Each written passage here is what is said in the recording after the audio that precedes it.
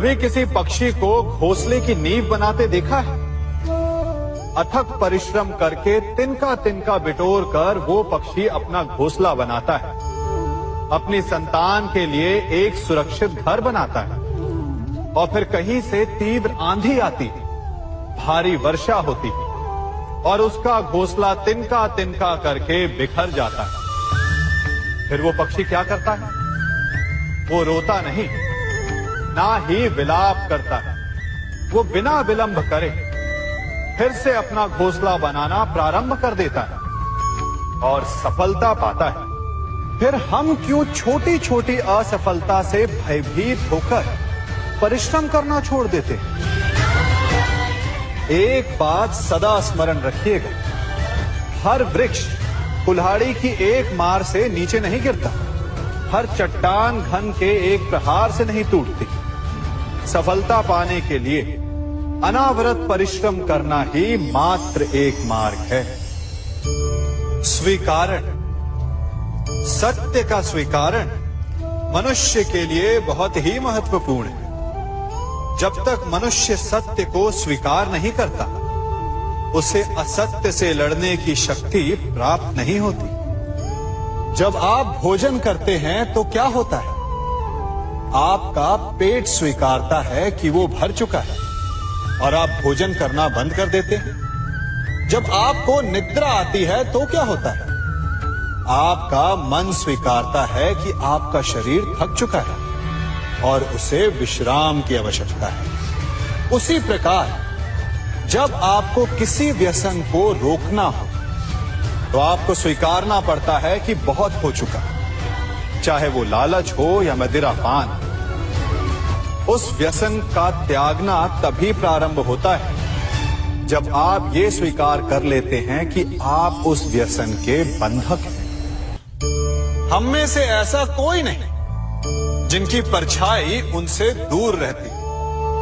हमारी परछाई सदैव हमारे साथ रहती है। कदाचित हमारी परछाई हमारे कर्मों के फलों का संकेत है। कदाचित इसी कारण कई बार हमें अपनी परछाई से भय भी लगता है, परंतु इस भय से निवारण पाने का एक साधन अवश्य है। वो है सूर्य की ओर मुख करना या किसी प्रकाश के स्रोत की ओर मुख करना, क्योंकि तब हमें हमारी परछाई दिखाई नहीं देती। यदि इसे जीवन के संदर्भ में देखें तो ये प्रकाश का स्रोत शुभ कर्मों की चेतना है। यदि आपके मन में शुभ कर्म करने की इच्छा है तो आपको कभी भी अपने कर्मों के फल का भय नहीं होगा, क्योंकि यदि आपका मन शुद्ध होगा तो आपके कर्म शुद्ध होंगे और शुद्ध कर्मों का फल कभी अशुद्ध नहीं हो सकता। आज मैं आप सबको एक कथा सुनाता हूं। एक दिन प्रातः एक व्यापारी अपने घर से निकला। घर से निकलते ही एक बिल्ली ने उस व्यापारी का मार्ग काट दी। व्यापारी घबरा गया। वो फिर से घर लौट गया और शुभ घड़ी की प्रतीक्षा करने लगा। और जब वो पुनः अपने घर से निकला तब वो वाहन जा चुका था जिससे राजा तक पहुंचकर उसे भेंट देनी थी। राजा को भेंट नहीं मिली। राजा क्रोधित हो गए। राजा ने उस व्यापारी का व्यापार बंद करवा दिया। इस कारण व्यापारी क्रोधित होकर घर पर अपनी पत्नी से लड़ बैठा। पत्नी अपने बच्चों समेत मैके वापस चली गई और उस व्यापारी के जीवन में यदि कुछ रह गया था तो केवल अंधकार। और इन सब का कारण वो उस बिल्ली को मानता रहा जिसने उसका मार्ग काटा था। ऐसा ही एक दूसरा व्यापारी राजा को भेंट देने निकला और उस व्यापारी का मार्ग भी एक बिल्ली ने काट दिया। वो व्यापारी तनिक घबराया, परंतु उसने आगे बढ़ना अधिक उचित समझा। राजा तक वो समय पर पहुंचा। उसने राजा को भेंट दी। राजा प्रसन्न हुए और राजा ने व्यापारी को अपना व्यापार बढ़ाने की अनुमति दी, स्वर्ण आभूषण दी। जब व्यापारी घर पर पहुंचा तो पत्नी को आभूषण और अपने बच्चों को देने के लिए वस्त्र थे उसके पास। हर ओर प्रसन्नता थी। समझ रहे हैं ना, दोनों के साथ एक ही प्रकार की घटना हुई, परंतु दोनों की प्रतिक्रिया भिन्न थी। ऐसा ही हमारा जीवन भी है। हमारे जीवन में प्रारब्ध का अपना स्थान है, परंतु उससे कई अधिक महत्वपूर्ण हमारी प्रतिक्रिया, हमारे सोच का प्रभाव है। क्योंकि यही हमारे जीवन को आकार देते हैं। इसलिए अपनी सोच को सकारात्मक रखिए। आपका जीवन सदैव आनंदमय रहेगा। आप इन दो पात्रों को देख रहे हैं। मेरे इस पात्र में जल है और ये पात्र मिष्ठान से भरा हुआ है। दोनों ही पात्र भरे हैं, परंतु देखिए, मिश्री को जल में मिला दिया, जल ने मिश्री को अपना लिया, मिश्री ने अपना अस्तित्व खो दिया। परंतु जल को अभिमान है कि उसका अस्तित्व अभी भी बना हुआ है। परंतु जो इस जल को चखेगा उसे अवश्य पता चल जाएगा कि ये जल अब वो जल नहीं रहा, ये अब शरबत बन गया। हमारा त्याग, हमारे बलिदान भी ऐसे ही होते हैं। जो इस बात को अनुभव करते हैं वो समझ सकते हैं कि कैसे हमने समय की धारा को बदल दिया। जो बलिदान देते हैं उनका अस्तित्व कभी नष्ट नहीं होता, अपितु उनका बलिदान संसार में कुछ ना कुछ परिवर्तन अवश्य लाता है। हम सभी कभी ना कभी, कहीं ना कहीं अपने जीवन में यात्रा अवश्य करते हैं। हमारी यात्रा में कभी पक्के रास्ते आते हैं तो कभी कच्चे रास्ते। पक्के रास्ते मनुष्य बनाता है और कच्चे रास्ते जानते हैं कैसे बनते हैं? चलते चलते बन जाते हैं। जब लोग एक स्थान से जाते हैं तो पैरों के दबाव से नीचे की घास कुचल जाती है। बार बार उस मार्ग से जाने से धीरे धीरे मार्ग स्वतः ही बन जाता है। और यही जीवन है, यही नियति है। जब आपके जीवन में आपको मार्ग ना मिले तो रुकिए नहीं, आगे बढ़ते रहिए और आपके पैरों के दबाव से मार्ग स्वतः ही बन जाएगा।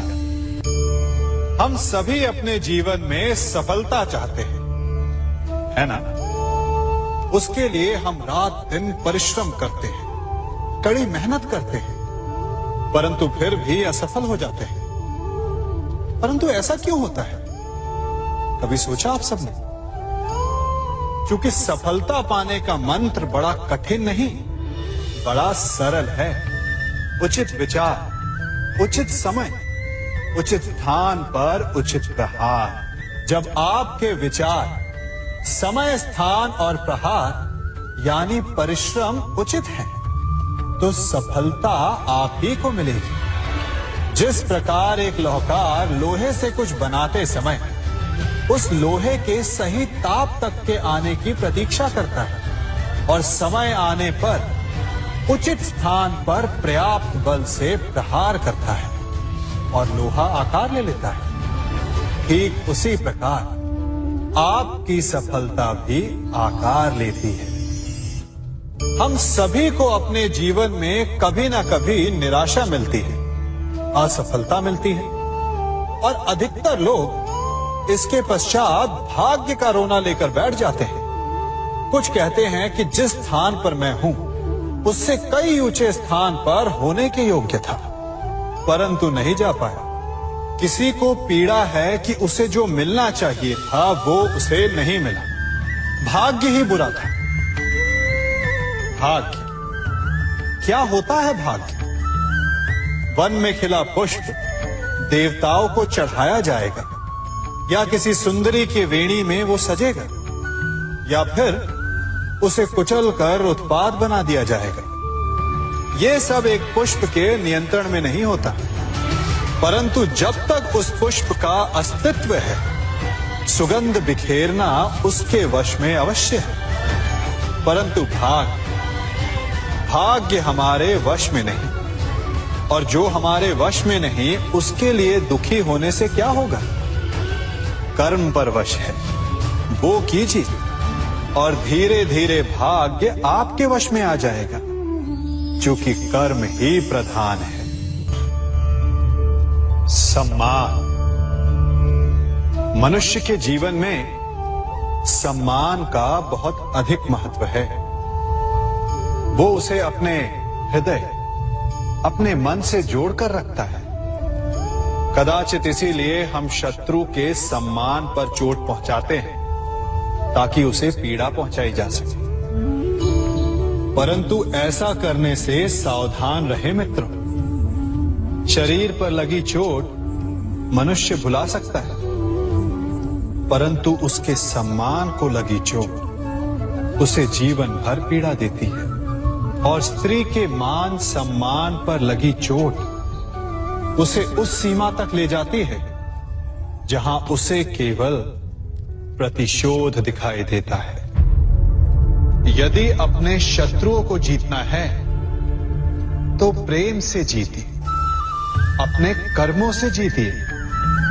उन्हें अनुभव करवाइए कि उनसे भूल हुई है। किसी के सम्मान को ऐसी चोट ना पहुंचाइए कि वो आपका नाश करने पर उतरा है। स्मरण रखिए, किसी का अपमान करके आपके हृदय को कदाचित थोड़ा संतोष आ जाए, परंतु उस अपमान से आप कई हृदयों को आघात पहुंचाते हैं और अपने लिए एक शत्रु और बढ़ा लेते हैं।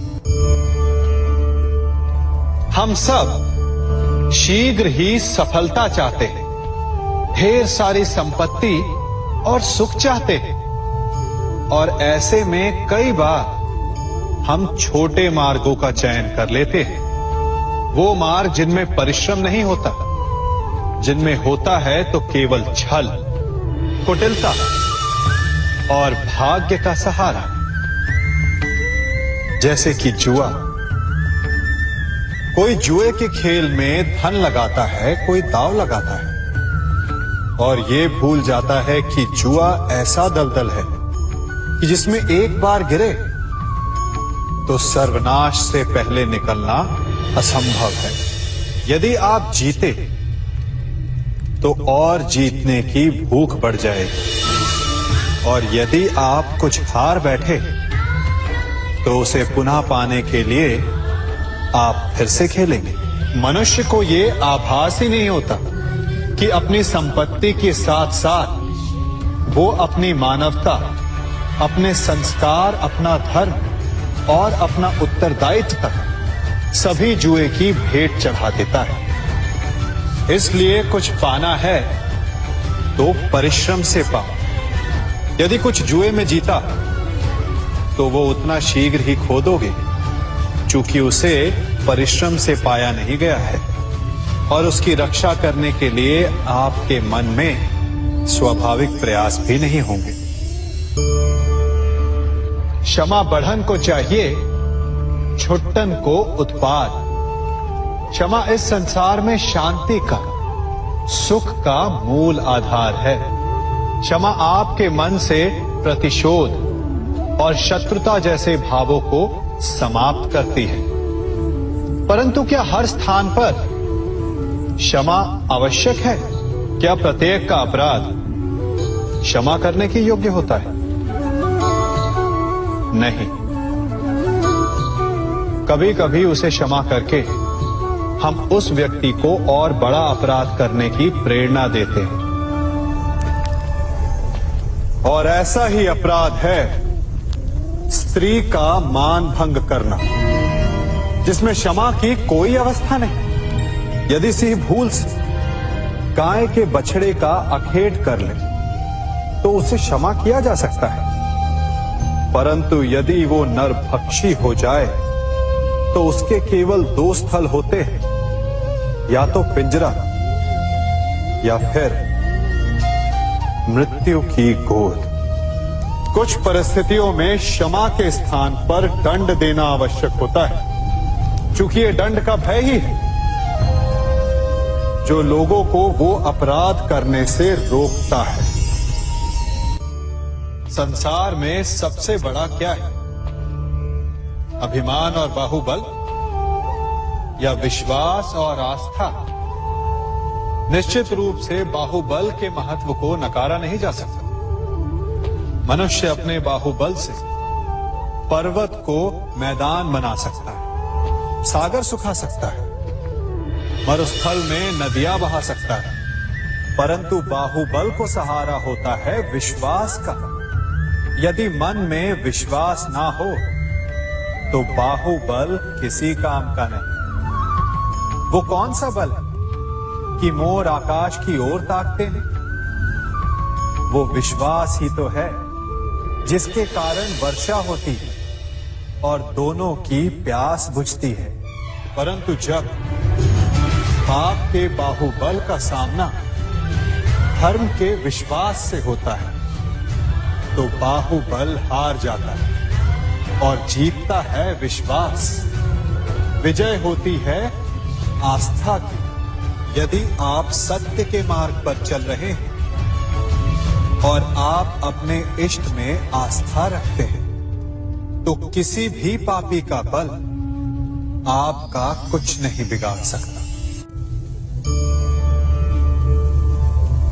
कभी सोचा है हमारा जीवन भी उस रेत की घड़ी की भांति है? जो रेत नीचे गिर चुकी है वो हमारा अतीत है, जो अब भी ऊपर है वो हमारा आने वाला भविष्य है, और वर्तमान ये संकुचित स्थल है जहां से धीरे धीरे करके रेत गिर रही है। अर्थात हमारे पास जीने के लिए यही एक क्षण है। उसका उपयोग कैसे करना है ये हम पर निर्भर करता है। जो बीत गया उसका दुख मनाना है या जो भविष्य में होने वाला है उसकी प्रतीक्षा में क्रोध करना है। सब कुछ करने के लिए यही एक क्षण है। प्रसन्न रहना है तो उसके लिए भी यही एक पल है।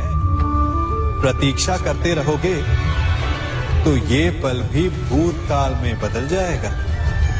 इसलिए आनंद के लिए, परोपकार के लिए प्रतीक्षा ना कीजिए। आपके पास जो पल है उनका भरपूर सदुपयोग कीजिए, क्योंकि इस घड़ी को पलटकर आप फिर से समय अवश्य गिन सकते हैं, परंतु अपना बीता हुआ समय आप वापस नहीं लौटा पाएंगे।